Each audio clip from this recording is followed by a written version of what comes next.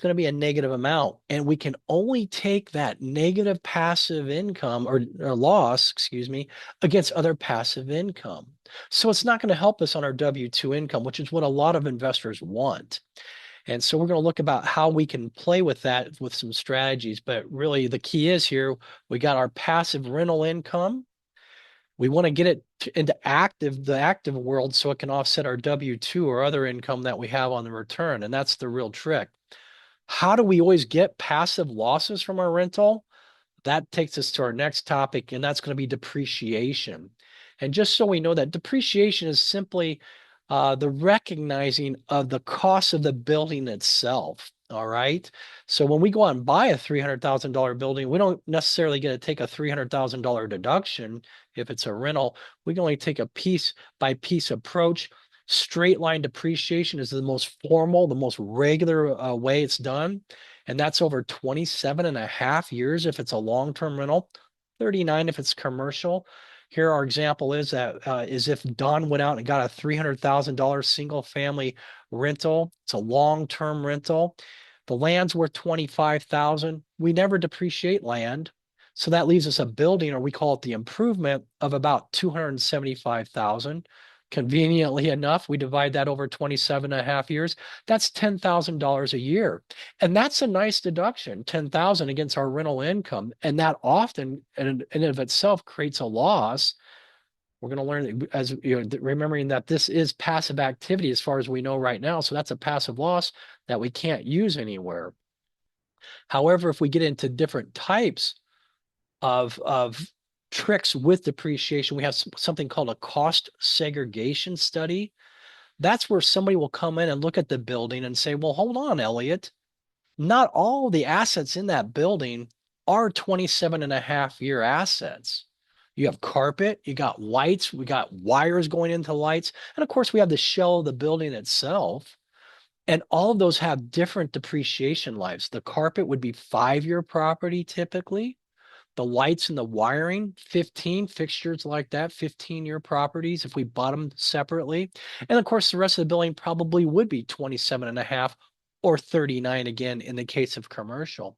And what the study does, a cost segregation study, is it comes in and looks at that same building and it breaks it into pieces, as it were, into its 5-year components. It's 15 and then 27 and a half. So let's say we did this on Don's rental that he got, did a cost segregation study. It's determined that it has $40,000 worth of 5-year property. And then on the 15-year property, it's 42,500, leaving the rest of it, the other 192,500, 27 and a half year property. So we break it up into these components. That speeds up, all that 5-year property. Instead of being depreciated over 27 and a half years, now it's over 5. We're going to have more deduction up front right away. Same with the 15-year property. So we even see more loss. Again, probably we're in the passive world, so we're building up all this passive loss. We add one more component onto it, mixed with what we call coupled on bonus depreciation. Bonus depreciation is a simple provision in the code that says, all right, if you're under 20-year property, tangible personal property, we're going to go ahead and let you deduct 100% of that in the year of purchase. So now Don's 40,000 of 5-year property, the 42,500 of 15-year property, all of that he can deduct 100% immediately in that year. Now we're looking at 82,500 plus 7,000 on the remainder of that straight line 27 and a half year property for a total of 89,500 immediate deduction. Whereas we were at 10,000 with just straight line, we've now taken that ninefold up to almost $90,000. So now we start to see, wow, there's some real power behind these numbers. Yes, there are. It is. And remembering that, well, it's still a passive activity, Elliot. And you said if it's a passive loss, 89,000, let's say that's just created a loss of 89,000, that you can't use that against your W-2 income. And that's correct. So now we got to look at tricks. How are we going to make that passive loss? How are we going to turn that active? And so we get into our next little bit here. And one way, we have two main ways of doing it. One is real estate professional status or REPS status. And this is simply a situation where someone running and managing their own long-term rentals, we're talking about long-term here, if they do enough work, the IRS says, wow, this individual is so invested in real estate, long-term rentals, we really can't call it passive anymore. We have to call it active. And that's what we're looking for. If you get that rep status, then it'll turn all those losses into active losses. Remember, we're looking at about $90,000. If you're in a high tax bracket rate, that's a significant savings of almost $37,000. How do we get that rep status? There's two tests that we have to meet to get at least the rep status. And the rep status is really, we're going to learn here in just a second, it's just the ticket into the show. The first is you have to spend over 750 hours in real estate trades or businesses. That could be managing, selling businesses, you're a real estate agent, could be construction, rehabbing, things like that. Over 750 hours in that business, and you own the business, you're materially participating in it, and you spend over 50% of your work week doing those businesses. So, in other words, you're a property manager. You put, let's say, 20 hours into it, but you also love pets and you got a dog walking business and something else. Maybe you wash, you wash pets and things like that. And that takes 40, or excuse me, 21 hours of your week. There we have more in those businesses than we do our real estate, which is only 20 hours. So we're going to fail that test. We turn it around, we put 21 hours into managing our properties, and we have all these other businesses. As long as we're putting over 50% into this real estate trader business activity, then we're going to be okay. And again, that gets us the ticket over 750 hours in a year. This is a calendar year, January 1st to December 31st. It's over 50% of our time in this real estate game. Then we have the ticket, and that means that we have the opportunity to turn that passive activity into active. We have one more condition we have to meet. We have to materially participate in the management of each of our rental properties. So if we have 3 rental properties, we have to materially participate in managing each of those 3. And it could be, if we're a real estate management company that we're working as a property manager, that those hours that we put into managing our company could go into that 750 hours. So basically you get 2 birds with 1 stone. Material participation, and that's why I have it in red, because it's actually a third prong that we have to reach. And most common tests, there's 7 different tests for material participation. The most common is you put over 500 hours and more than, or excuse me, just over 500 hours, and then you don't really worry about what anybody else is doing, or over 100 hours and more than anybody else, where you do have to count the time. You always want to count the time that everybody else is putting into your project, or you're substantially all of the participation, which basically just means that you're doing everything. So if we step back again, and let's say that we are a manager of rental properties, if we put over 100 hours into our rental properties, let's say we have 3 of them, over 100 hours into managing each one of them, more than anybody else, that's more than plumbers or electricians coming by or gardeners putting the time in. We want to track their hours as well. And if we do that, we meet the material participation, and our hours in doing this will go to that 750 hours as well. And if it's over 50% of our work week, then we have rep status and we materially participate in the management. And that's going to change all of that passive loss into active loss. Now, from back on Don's house, we're looking at almost $90,000 of deduction immediately that year just on depreciation. That's not including all the other operational costs, property taxes, mortgage interest, HOA fees, et cetera, et cetera. That's on top of that. And so there's a good chance one's working in the red, a negative, which is actually a good thing. We get that heavy deduction up front. We take it against all of our any income for that matter on our return. And that's how we get one avenue of turning that passive activity into active. Now, other thoughts on rep stats that we want to be aware of. The IRS does have a very specific definition of real estate professional, and that is over 750 hours, again, in a real estate trader business. Also over 50% of the work week, as we talked about. And of course, then eventually you're going to have to materially participate and manage your businesses as well. Having a real estate license does not make you or give you rep status. It could help.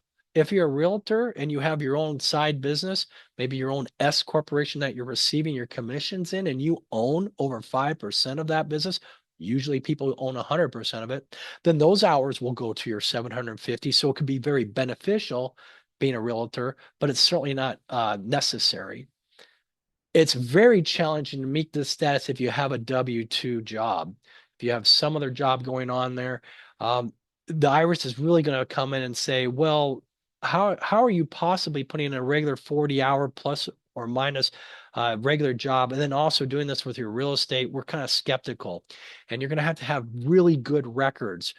There's rep apps out there, that you can get to track your hours. It could be a real, maybe an Excel spreadsheet that you do to track all your hours. Even the old, number two pencil and a Mead notebook, whatever it is, you want to make sure you're keeping very good records on all of this. Ironically, the one case that the IRS often goes back to, and the tax court cases do as well, to show what is required to meet this was from a gentleman who was a pilot on a riverboat. And he was putting a lot of hours into his riverboat, but back-to-back shifts, maybe 3 days on, and then he'd spend 4 days managing his rental properties. The courts and the IRS didn't believe him at first, and or the IRS, I should say, didn't believe him, so took him to court on this case. And he had perfect records, pristine records showing his time on his regular W-2 job and the time he spent managing all these rental properties. He had affidavits from all of his coworkers as well as those his tenants about how much time he was putting into everything. And he actually won. But that's the case. So even though we say it's very difficult to do, the case that the IRS usually uses to shut down everybody and wins is that case where someone actually won that rep status. So it's kind of a unique situation there. If you're married, maybe one spouse can take over that management of your rental properties and get that status. It's one individual that has to get that rep status in a marriage situation. So maybe the wife is working, she's a physician or something like that.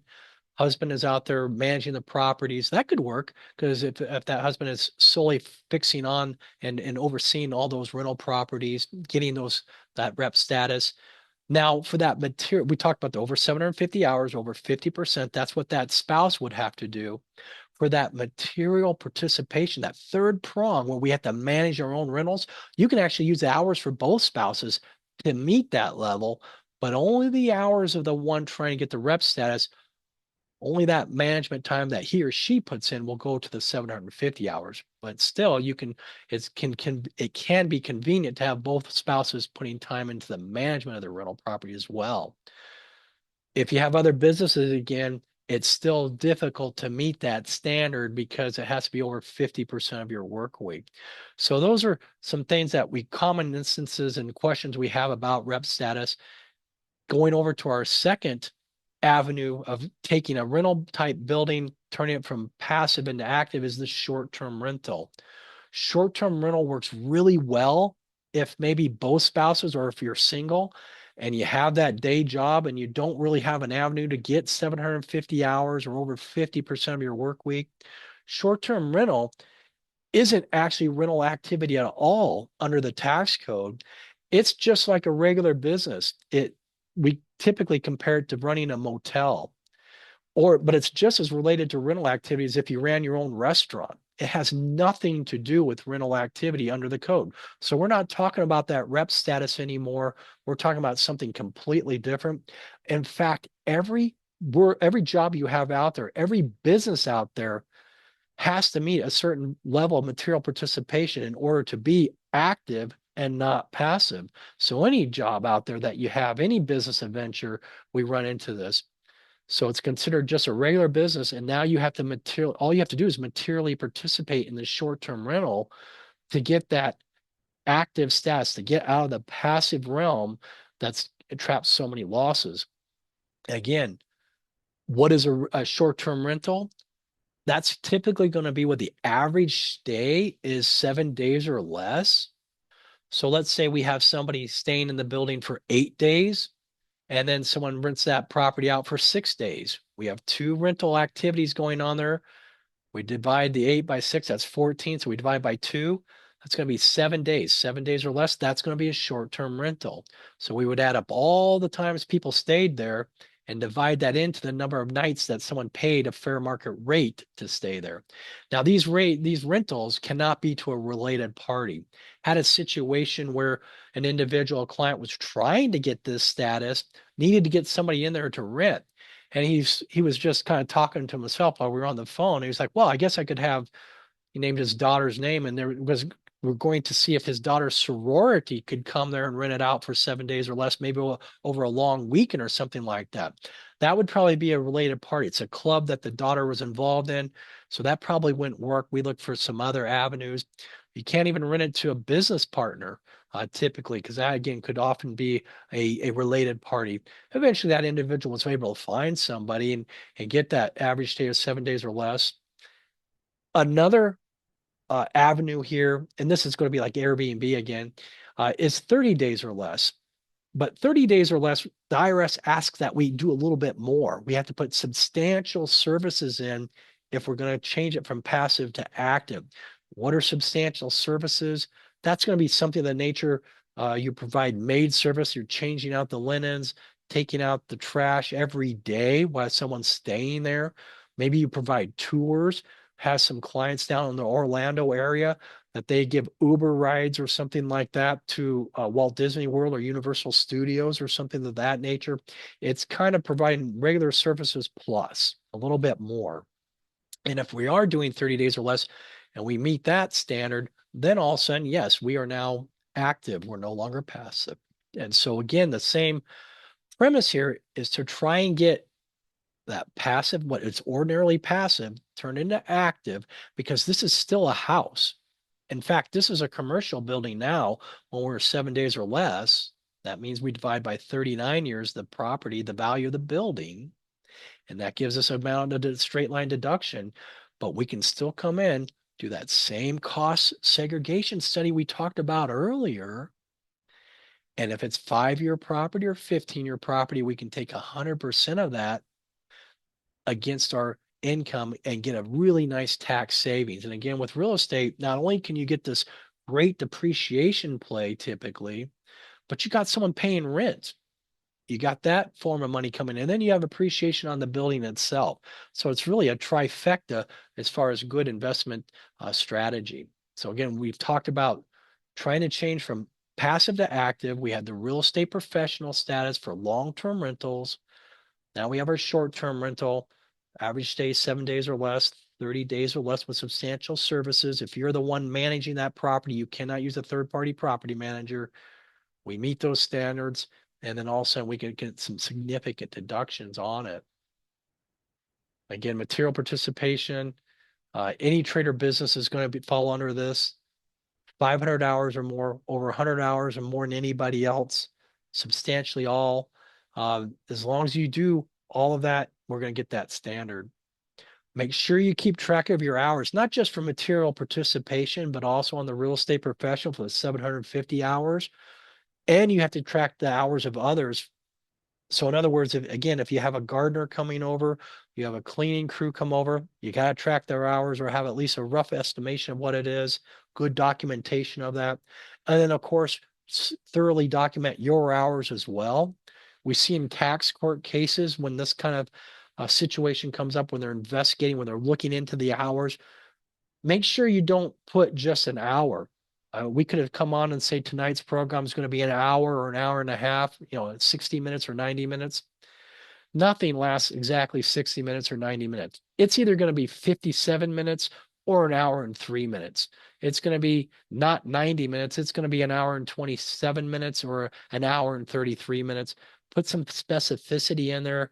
Courts don't like to see even numbers like that because that's not the real world. So make sure you're doing that. And again, on the material participation test for the short-term rental, both spouses can participate in that. So we don't have to have just one spouse dominating the time for short-term rental when we're just having to meet that material participation status. So we got that to make it a little bit easier as well. All right. Remember that if we don't materially participate, it's all going to be passive again, passive losses, only offsetting passive gains. So it won't help us against our ordinary income. A play that's very common for clients is they, with the short-term rental, is maybe they go out and they buy in September or October towards the end of the year because they don't have a whole lot of time to invest even in a short-term rental, the operations of it. So get it towards the end of the year. Make sure it gets rented, at least once, if not a couple times, with an average stay of less than 7 days. Take all that depreciation in year one when you got it. And then next year, you can go ahead and turn it over to someone else to manage if you just really don't have the time. You got the depreciation play, the heavy write-off in year one. That's great. Wow, that took a lot of time to run it. I don't want to do that again in year two. You can have someone else run it as a short-term rental into next year. Eventually, you can just go ahead and turn it into a long-term rental if that's going to make you more money down the line. But it is going to turn into a passive activity. So it's not going to, if you happen to have losses going forward on that property in years 2 and 3, and you're no longer managing it, well, then it will turn back into active and we get back to that same thing. But the premise here is that at least in the first year, you were able to get the heavy write-off, and that was something that saved you significant money typically in year one.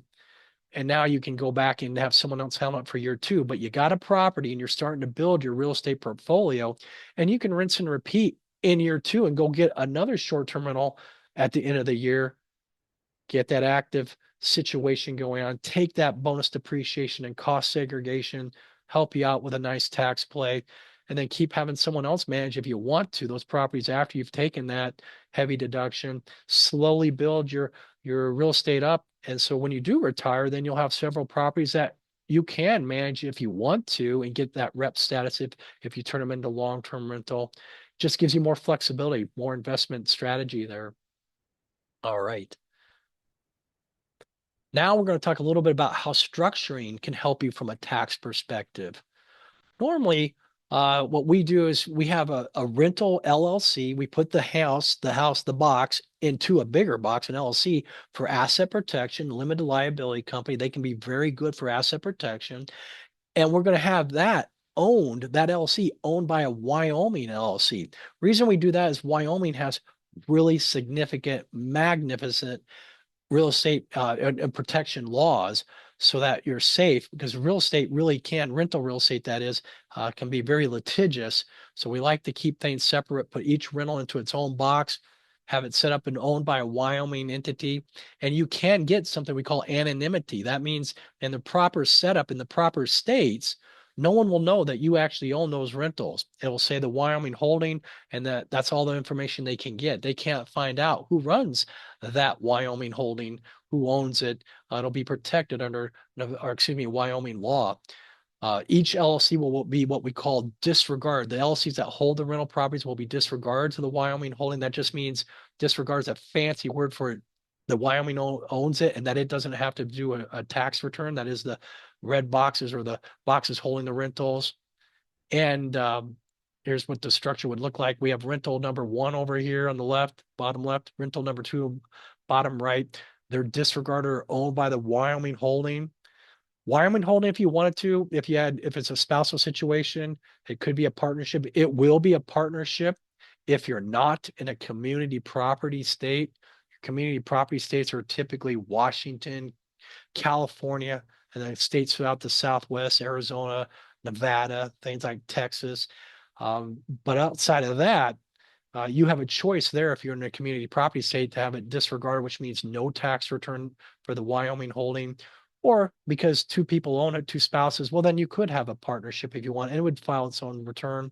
If we're not in a community property state and we have two spouses owning, and then it will be a partnership, and that's fine.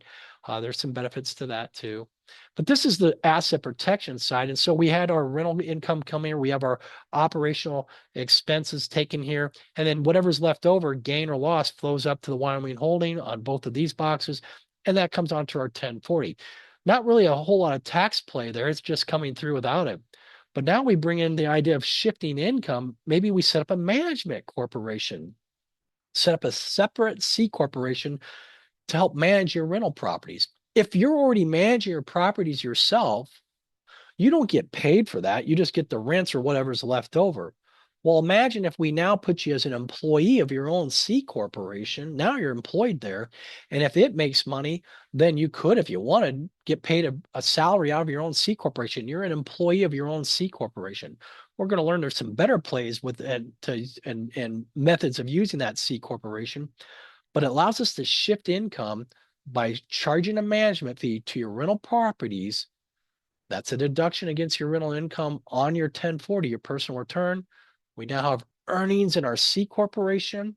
And that corporation, we're going to learn there's a lot of things we can do with that C corp money once it's in there through reimbursements and things like that. We could get that money back to us, and it's a deduction to the corporation. So maybe we don't pay any tax on that amount. We basically have shifted it all the way to ourselves without any tax, and you got free tax cash free money, and the benefit of the deduction as well. Looking at what that looks like here. Again, we have rental number 1 down here in the bottom left, rental number 2, bottom right. Everything flows up to the Wyoming holding. But before we do that, we're paying a management fee to our C corporation. Maybe it's 10% of gross rents, whatever is reasonable. Same thing with rental 2. So we have that income coming into our C corporation, and that fee, that management fee, is again a deduction against the rental income for rental building number 1 and number 2. A real quick picture of how we draw this up. So we got our rental property down here in the bottom left. We have this dotted line arrow going up to our C corp, and I just chose a management fee of $3,000. Okay, still owned by the Wyoming, but this rental management fee to our C corporation of $3,000 shifts into our C corporation. We get a deduction on a rental property. Let's say our rents are $1,000 a month, 12 months in a year. We have 12,000 of rents. We had about 8,000 of operational expenses. That left us with $4,000 of net income. And then we have the management fee, $3,000. Okay, that's what was paid to our C corporation. That leaves us with only $1,000 of taxable income on our rents, but we got an extra $3,000 deduction on our 1040. Next question is, oh, well, Elliot, if we have 3,000 of earnings in our C corp, don't we have to pay tax on that? Well, we have to look at that. When we get to the C corporation, we have methods, different things to pull that money out of it back to us tax free. The first is Section 288, also known as the Augusta Rule. You may have heard about this. The Augusta Rule, Section 288, where we find it in the tax code, really has nothing to do with entities. It has nothing to do with LLCs or C Corps. It's for you as an individual. It's to me as an individual. It says that we can rent out our homes, our personal residence, for 14 days a calendar year, no more. And the income that we receive is tax free. So what we can do is have our corporation, our C corporation, which incidentally by most states is required to have annual meetings. Well, it can have the meetings in your home. It can pay you a reasonable amount to rent out your home to have that meeting. And that amount is tax free to you. And it's going to be a business deduction against that $3,000 that we saw earlier up here.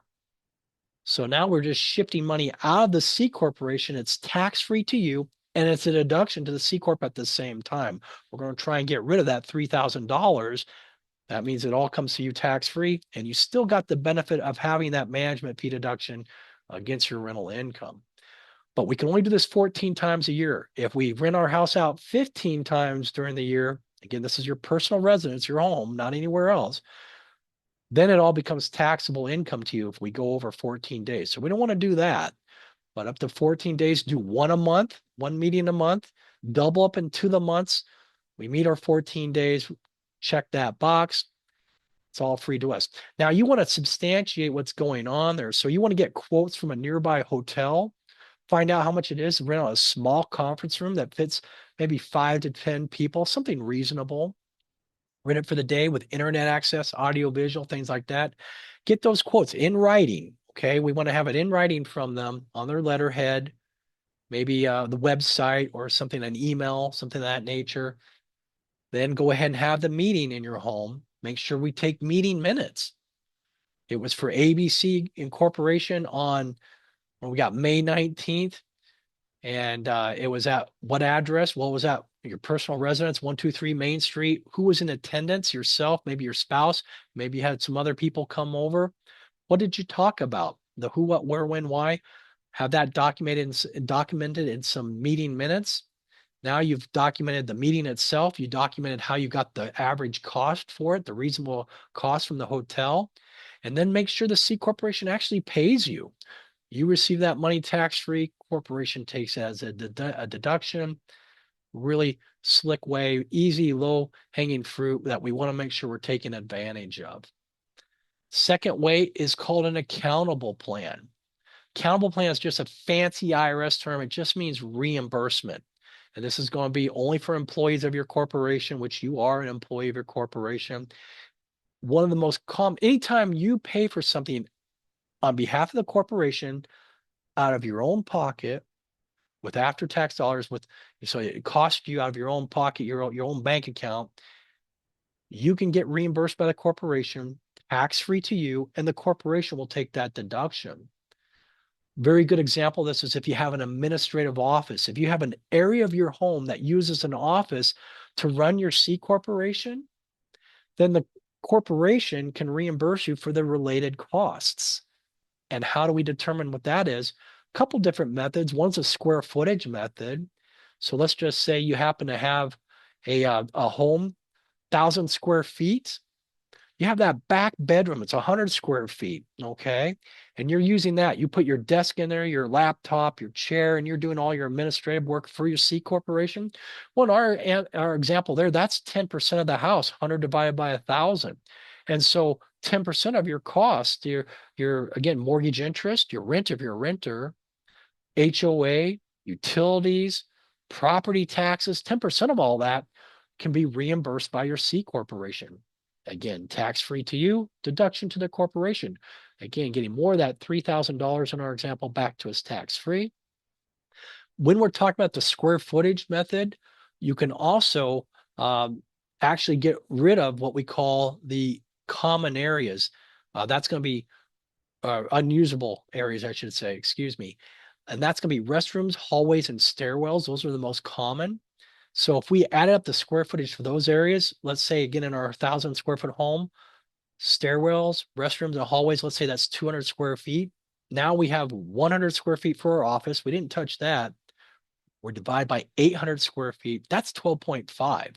Okay. So now we could get a little bit more on that. Or we have what's called the number of rooms method. We can use any reasonable method to come up with this. If we have 8 rooms in our home, we use one as the office, one divided by 12 or by 8. That's going to give us 12.5% as well. So either of those methods, whatever gives you the highest percentage is what we want to take advantage of, because that just means more reimbursement to you, more deduction to your C corporation, more cash, tax-free in your pocket. But this area that we use as an office must be used exclusively and on a regular basis for the C Corp. That means we can't be renting it out or it can't be in our game room or something like that. Often get asked, well, in fact, just talking to a client today on this topic, have a master bedroom. It's a large room. And what they did is they just put a curtain, if you will, or some kind of vanity uh, drapery or something like that to kind of separate part of the master bedroom where they have all their things for their office. And that's perfectly fine. The IRS is clear that it doesn't have to have 3 walls and a door. It just has to be an area that you separate, use it exclusively on a regular basis in office. That's all they're asking for. And we can take advantage of this great deduction, reimbursement. Again, not just a deduction, but money back in your pocket tax free. Third prong with a C corporation that we can take advantage of, medical reimbursement. Medical expenses off the chart expensive these days. This is can be a real lifesaver. With a C corporation, we only have these on a C corporation, but it's called a 105 plan medical reimbursement. And it just says any out-of-pocket medical expenses that you have, you can be reimbursed tax-free from the C corporation. Now, you still pay all these expenses. Everything we've talked about so far, you personally still pay for. You pay for the doctor visit. You go to see a physician, $50 for copay. he or she writes you a prescription. You run over to CVS or Walgreens, you pay something there, a copay there, whatever it is. All of those out-of-pocket amounts you paid for first, now you can turn them into your C corporation. You can even get reimbursed on out-of-pocket um, uh, premiums that you paid with after-tax dollars. So if you're paying for your health insurance with your after-tax dollars, you can get reimbursed with that as well. Now, this is what we call non-discriminatory plan, meaning if you have employees besides yourself in that C corporation, you have to extend it to them as well. Also, under the rules, non-discriminatory reaches beyond just your C corporation, but extends to any business that you have control over.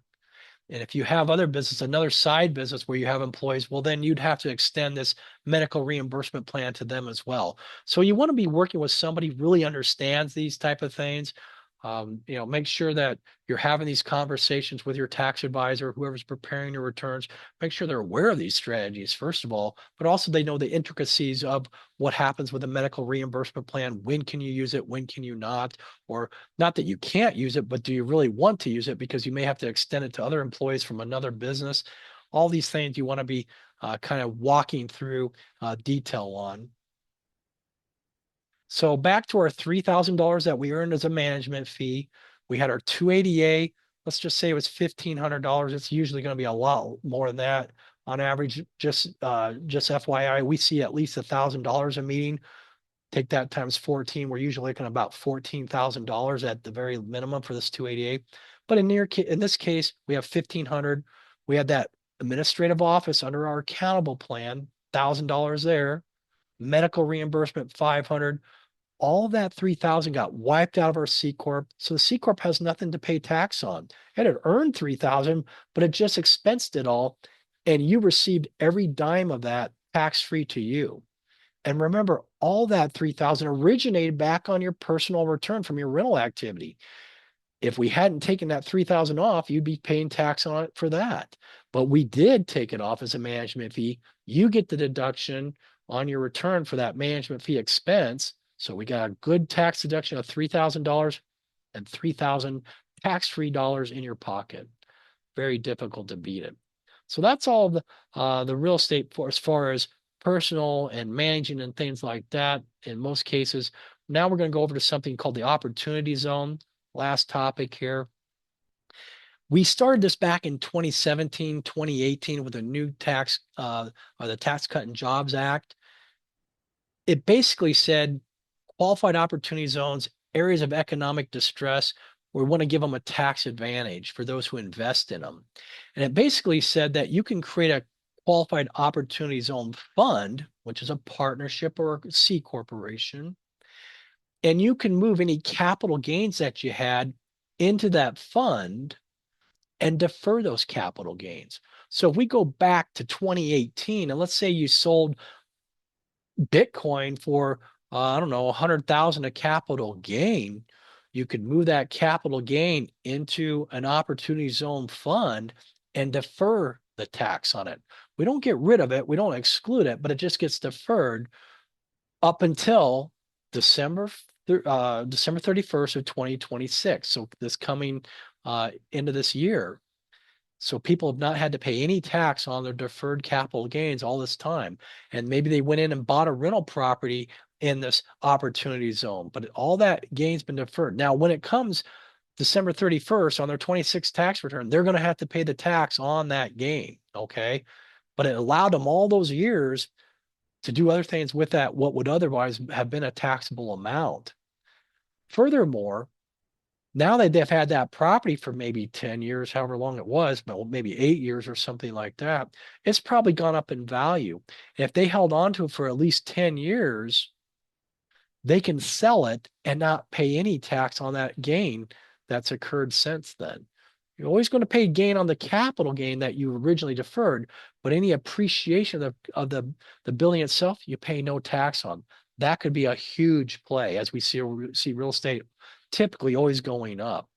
Now, this was so popular and for the first, during the Tax Cut and Jobs Act, that in the big beautiful bill that came around last July 4th, they reinstated this. They've made some twists to it. We got some small changes, but it kicks off again starting January 1st of 2027. We have a new round of a very similar product going on, tax strategy.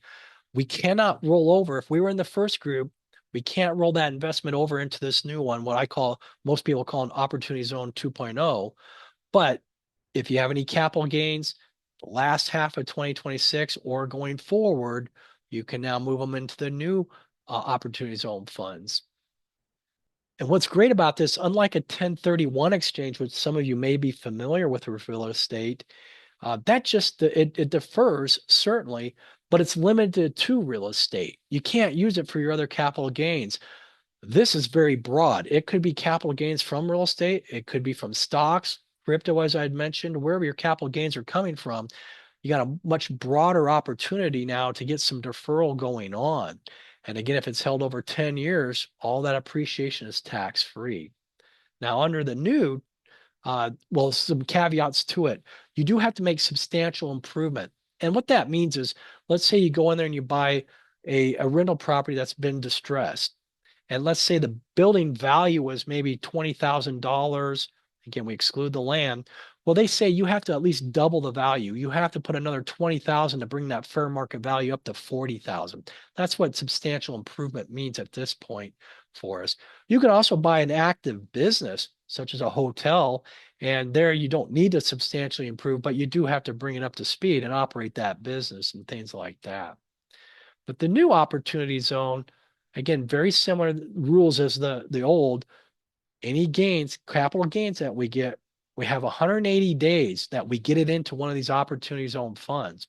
What that means for us is we're tying up 2026 and getting rid of the old opportunity zone fund. That means theoretically, here come July 1st, as we start going to the last half of the year, or probably a little closer in, a couple of days further in, if we have 180 days left in the year, on January 1st, if we're still within the 180 days, if you sold stock, say mid-July of 27, and July 1st, you take those capital gains and put them into one of these funds, that will take over. It'll be deferred under the new Opportunity Zone 2.0. So you're going to start hearing a lot more about this as we get closer to year end and people are seeing capital gains.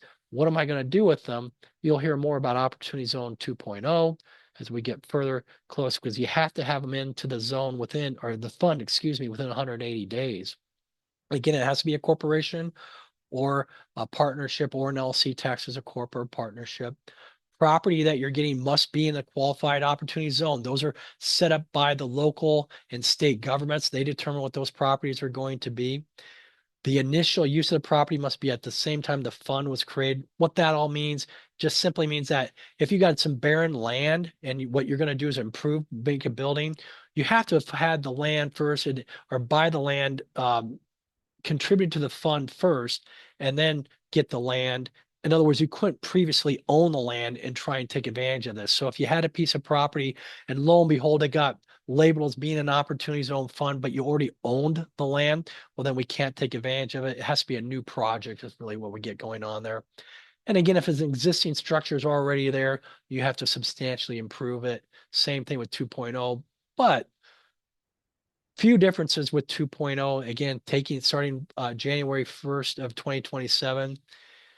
If it's in an urban area and you put in your capital gains, again, $100,000, let's say, of capital gains, you buy a property down there, you defer your capital gains for 5 years, and then you're going to have to pay tax on it. Okay. But they're going to give you, if you wait 5 years, they're going to give you a free artificial basis. So if it was $100 of capital gains, 10%, they're going to give you that. So you're only going to pay tax on 90,000 instead of 100,000 if you hold it for 5 years. If it's in a rural area, and this is new for the 2.0, we didn't have a rural distinction before, but now we do. And they say, well, okay, we know it's more difficult to get buildings and businesses up and running in rural areas. So we're going to give you a 30% stepped up basis if you keep that deferred for over 5 years. Again, 100,000 we put into it. We're going to get a basis of 30,000 or 30%. So when you later pay tax, you're only paying tax on 70% if you hold it there for 5 years. and you only have to do 50% substantial improvement as opposed to the 100%. And for both of them, you hold this whole operation after 10 years, any further appreciation of the property, no tax whatsoever. So a very good deal. Here's another example of it. Let's say we have $100 a gain and we're in the urban area. We hold on to it for 5 years. We get $10 stepped up basis. So now we're only getting taxed on 90 of gain. If we're in the rural area, same $100 of gain. We hold on to it for 5 years, stepped up basis of $30. $70 a taxable gain. We get that break. And for both of them, if you pay your taxes on the 90 or the 70 here respectively after 5 years. But if you hold on to that property for over 10 years total, if it shoots up to 500,000, we're not paying any tax again. All of it tax free. Huge benefit if we make the right play. All right. So that's pretty much what I got. We'll take some questions here. We got any? Let's Hey, see. go ahead, Elliot. No, go ahead and take those. Great. Please go ahead. Uh, Can you see them okay? Yeah, can I, as a private money lender, qualify for real estate professional status? I meet with potential borrowers, draft documents, attend meetings, etc. Fantastic question. When it comes to lending, even though it's real estate, that's the one area that the court specifically said we get the draw. We understand how close it is, but we're not going to allow it. So no, we cannot use that time towards rep status. That's 750 hours. It's one that we're not allowed to use. Great question, though. If I spend time to find property and buy it, is it over the 500 hours? Does that count? Another very popular question, fantastic question. Elliot, I'm putting 48 hours just in one weekend looking for properties. Can I use that?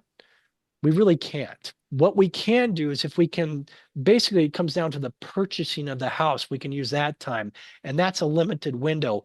What the courts are saying is, well, if you're closing, you've already determined that you're getting, and you're going to the closing, the time you spent you'll have to title office closing, that can go towards your purchase time, and we can use the 500 there. But generally, driving around looking for property, another popular similar question I get calls all the time for this. Elliot, I'm in Hawaii. I'm going to start looking at properties. I don't own one here, but boy, is it beautiful. Can I get a rental? No, that's not going to count. Now, it could be that you could have a business trip like that, but we got to work before you go on that trip. We have to talk, and really you have to get a property there. Let me back up. Let's say you take one trip there, you go looking for property. Gosh darn it, we didn't find anything. Second time, you finally find something, you put a bid down, you got beat out by somebody else. Third time you go, finally you get that rental property and you won the bid. What will happen to the cost of the first two trips? They'll just get added to and the third trip for that matter will get added to basis and you'll depreciate it. So it's not a deduction as we would commonly think. But that is how we would handle at least the costs. But all that now going forward, you have a rental there, and as long as it's a business trip, more days or business days than personal. Now that time, or excuse me, that expense, and once you're on the ground working, in Hawaii, working on that rental property, doing work with it, meeting with people, plumbers, et cetera, yeah, that time will count. All right. Fascinating. Yeah. Syndication investment. Great question. Where I receive depreciation, tax deferred depreciation, et cetera, all to be recaptured. If I donate all or part of my interest to a 501c3 to a nonprofit, does my portion of tax liability go with the donated asset, or does the 501c3 come back and we have to pay with it later? So what's going to happen here is that you have tracked on your 1040 on an 8582 all that passive loss over time. And so that doesn't go anywhere. But if you release, if you try and dispose of the property by donation, my understanding is that you're going to have the recapture come back to bite you. I got to confirm that, but I did look at that a couple times. It's just been a while since I saw that part. So uh, if you sign up for one of these, at the end we'll have the scan code. We can sign up for a free consultation. You just let them talk to Elliot, and ask him that question, and our staff will get it to me, and I'll confirm that for you. I'll be happy to do so. Do you want to throw that link up there, Elliot, just right now? Is that Sure. okay? while we're jumping in Absolutely. because I know a There we lot of people go. have questions and we can go back to those. I'm going to put it in the chat if that's okay, Mhm. guys. And you guys know in the chat you can click on that link. And I should have changed this. It says protectwealth.com/RE tax, not retax, RE tax, as in real estate tax. So, guys, it's not retaxing, it's an RE tax. And Elliot, if you don't mind, I'm just curious. I know you guys do a free 45-minute Mhm. consultation. I love it. Yes, You we know, do. and I'm just looking at it here. You get a blueprint. So, guys, if you haven't done this, you can tell Elliot knows his stuff because he does this day in, day out. So, what happens when they book a consultation? I mean, at Yeah. pretty low pressure, just goes through their situation, right?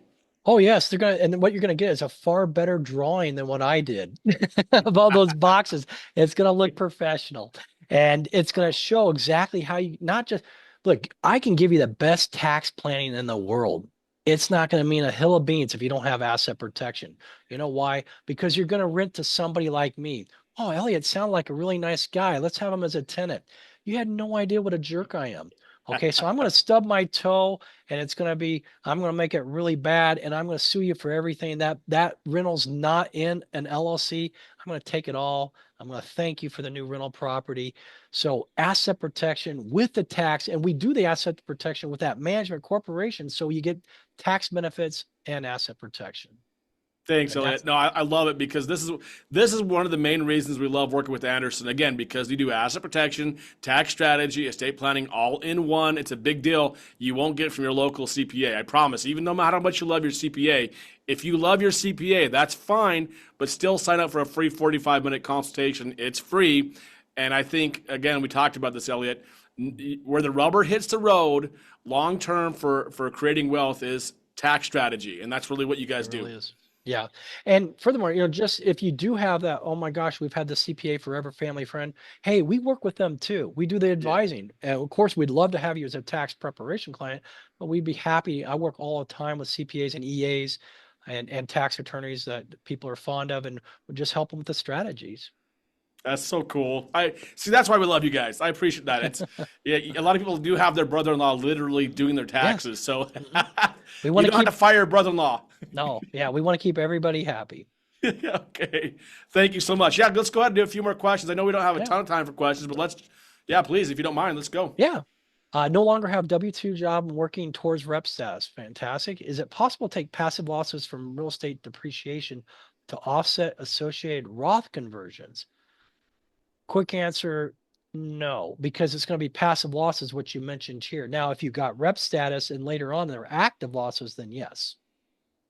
So we got to get, you want to get the rep status first, then take the cost seg, use that loss to offset the Roth conversion. It would be that's your game plan there.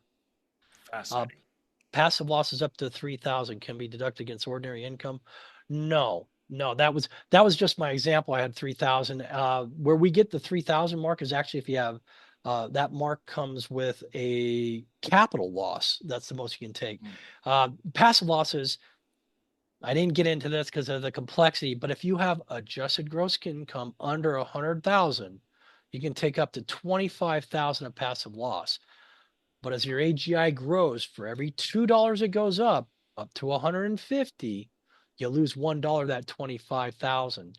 That's a third branch where you could possibly use passive losses. I didn't go into it because that gets really hard for people to understand. I'm following their head, just from hearing. But typically it's going to be the rep status in the short-term rental plays. Boy, taxes are a game, and you gotta know how to play the game to get it done Yeah, right. That's that's amazing. true. Searching for a rental to buy, does that go into the 500 hours? Again, no, it doesn't. Wish it did. The IRS knows these things would be easy. Then people be traveling all over Europe. And oh, look at all the hours I put in, and that's why. 100% bonus depreciation only available to those who qualify for rep status. Well, stop right there. You can take the 100% bonus depreciation, even if it's passive. It's just, is it going to help you on your return? So you can get these fantastic deductions. Remember, I used the example of Don's rental property, about 89,500 of that could be, if you didn't have something to turn it active, you could take all that. It's going to be passive, but it just may not write off anything against any income unless you have other passive income. Or bonus appreciation if we don't have rep sets. You always have to have The rep, you got to turn it into active most often if you're going to get a benefit from the passive losses, or turning the passive into active, that is. Holding company and rental.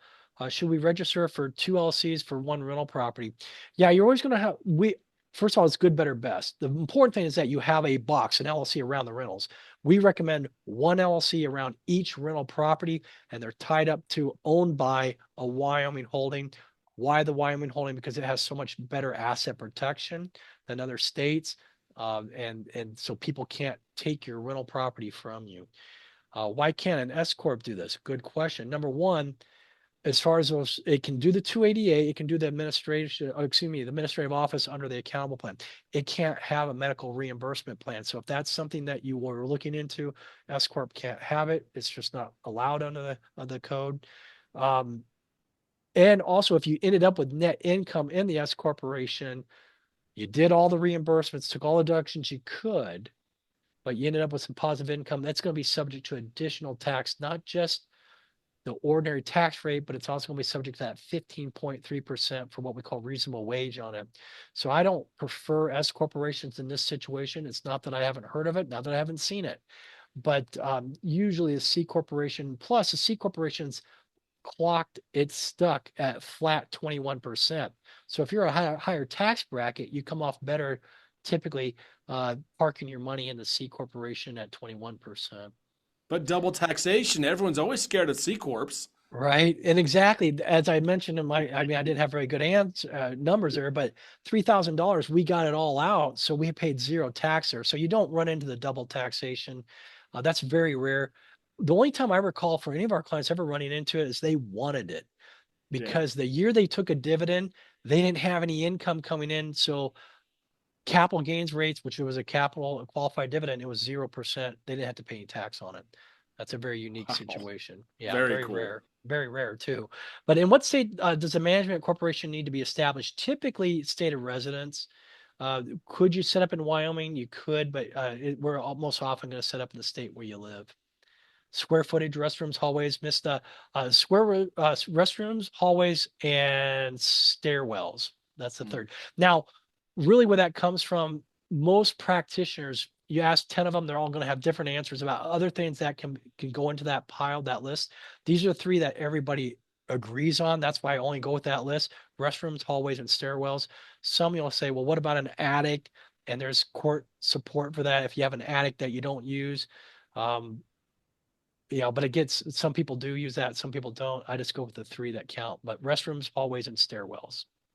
Also, garage, even if attached. If you don't use the garage, then typically I wouldn't.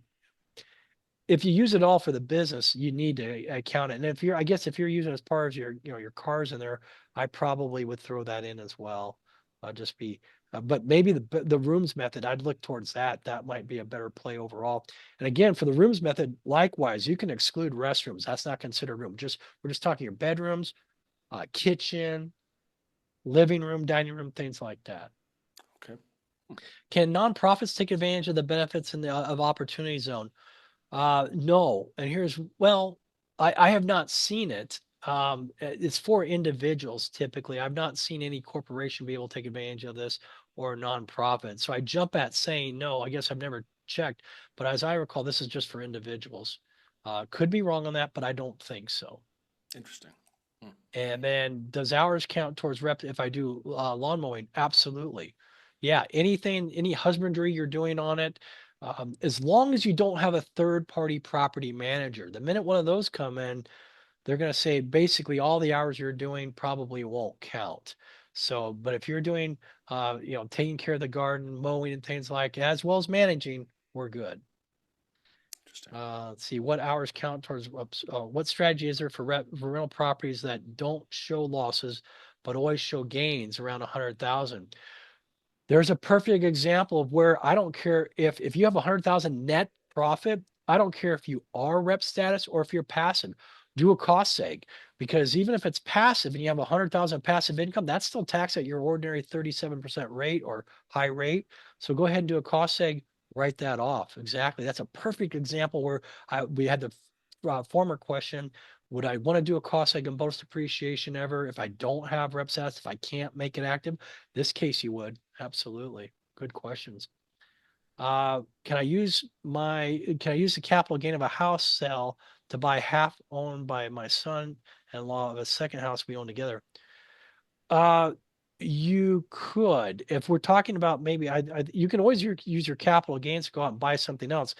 If we're strictly talking in your for-profit personal world, you're not going to be able to defer that capital gain. You're going to have to pay tax on it, but you can use it towards a purchase. If you're talking about, well, could I put it into and get a qualified opportunity zone? Yes, you could. You'd have to, your son-in-law would probably have to invest in that as well for simplicity. If we're going to get that if you're trying to talk about the opportunity zone and the deferral of the capital gain, I'm going to recommend that probably you go into one of the larger groups out there that have these are big funds. You could put your capital gains in there and probably avoid entwining your son in there unless he has capital gains as well.